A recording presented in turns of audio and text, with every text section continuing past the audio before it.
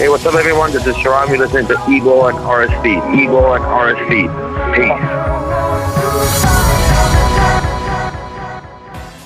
Peace. Greetings from London, Sharam. How are you?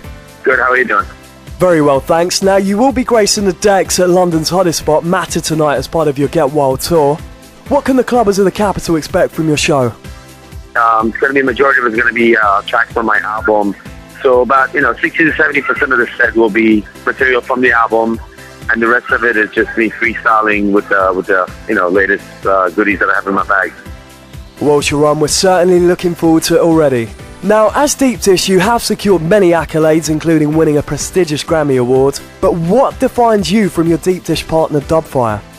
As far as like the difference, I'm a firm believer in good music, no matter what the genre is. I don't like to pigeonhole myself into one particular sound and sort of follow one path. And that was a stance that we had at Deep Dish, and then I sort of pretty much I'm on the same sort of wavelength because I don't know anything else. I mean, I'm a fan of music first and foremost, and when I'm in the studio, I don't try to like limit myself into one particular thing or the other. So whatever that inspires me, whatever that gives me goosebumps per se, I sort of run with it. Well, in fact, that leads me on to my next question. Party All the Time was a worldwide anthem a few years back. Do you honestly feel the pressure with forthcoming productions to match or even surpass this high benchmark you set yourself? People don't realize that, when I make a record, I don't know what it's going to do. I don't make a record to, and say, okay, this is going to go number one, it's going to go top 10, or this is going to be an underground. I just make the record that I was inspired to make at that moment. Now, what it does is totally up to the fans. It's up to the, people and how they embrace it and what group of people will take a liking to it. So I don't really think about music that way. I just make what I make, and and I always like to sort of be in a forward motion. I like to excel forward. So if I've done something, I try not to repeat myself and sort of move on to the next thing and keep it exciting for myself. And I think inevitably, if on that path, people will sort of keep the excitement as well, as far as what to expect. I mean, it does confuse a lot of people because the kind of records that I make, they're kind of different from the previous record, but that's the way I like it. I don't like to be pigeonholed into one thing. When people start figuring me out, that's when I immediately try to change it. But at the same time, it's not really a conscious effort. I think it just comes to me naturally. That, whatever record inspires or whatever it is that I'm doing, naturally I gravitate towards doing it different from everything I've done before. Well, that's certainly reflective in the beats you make, Sharam. Now, who would you most like to work with in the studio that you haven't done so already? I've collaborated with a lot of people, especially on this album. I have collaborations that I've done with Kid Cudi, Daniel Bedingfield, Tommy Lee, done something with Diddy, done a record with Vic Fanciulli. It really boils down to what a particular record requires. For example, a record that I did with Nick, we're just he was over my house, we're in the studio, we just started doing something together. We always wanted to work on something together, and it sort of became what it is. We wasn't really planned out.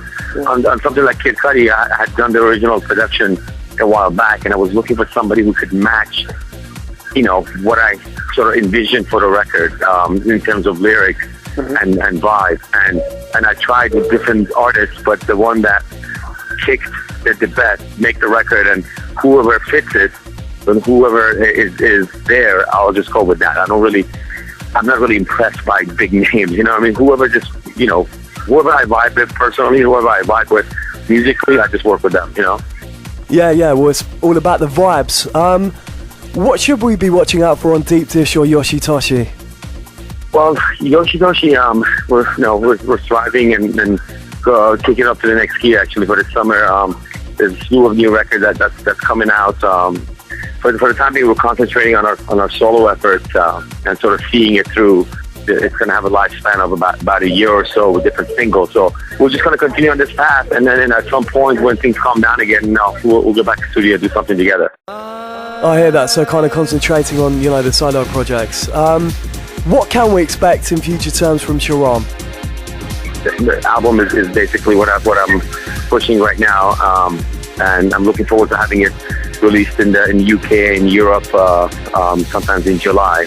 22 tracks on this double CD. I mix it like a compilation, but it's all original material. So I'm just running with those and doing different versions of the singles that we're planning. For example, on the Kid Cudi version, I've done 4 different mixes for 4 different kinds of crowd. I sort of like remixed my own work 4 times. It was kind of difficult, at the same time it was very exciting because I had to like sort of force myself to take a different approach to it and have different floors and different kinds of people in mind when I was doing it. Different DJs play different kinds of music. Unfortunately, that's the way it is, because back in the day, everybody used to play sort of the same thing. Now, everybody sort of tags something. So, you gotta cater to that. As much as I don't want to do that, as part of Deep Dish, we did the whole remixing thing for so many years. So I became quite good at catering to the Ibiza DJs. Again, that does certainly reflect in your music, Sharam. Now, we know you're a fan of spaghetti westerns, and Eddie Murphy is amongst one of your favourite comedians, but tell us one thing about Sharam that most wouldn't know. Well, I don't know. There's so many different things. I mean, I don't know where to start. I'm into, I'm into barbecuing, so, A man after my own heart. If you were around my neck of the woods, you can count on getting the best barbecue there is. Okay, so do you favour rib? Is there something you're really good at? I do steak, I do rib, I do sausage, I do chicken, I like to toot my own horn, but on this particular thing, I've become quite good at it. So whatever your flavor is, I can probably get it together. So you can cater, but charcoal or a gas barbecue? I do both. Depends. If I have plenty of time, I do the charcoal. If I don't, then I can do well with the gas too. Okay, so definitely when we reach stateside, we'll definitely take you up on that. Oh, definitely. That's one of the things that I look forward to, with my barbecue skills. So if I'm in town, I'm gonna serve you. Okay, I really appreciate that, but do bear in mind, Sharam, I'm a keen griller myself. Okay, so finally, do you have a message for your fans here in the UK? I'm looking forward to doing the Matter show, seeing everybody there, and I'm looking forward to finally getting this album out in the UK and see you on the dance floor. Wicked. So it's been an absolute pleasure talking with you, Sharam. Thank you very much. And we look forward to seeing you at Matter tonight. Yeah, definitely. Come by the booth. We'll have a drink. Cheers. Thank you.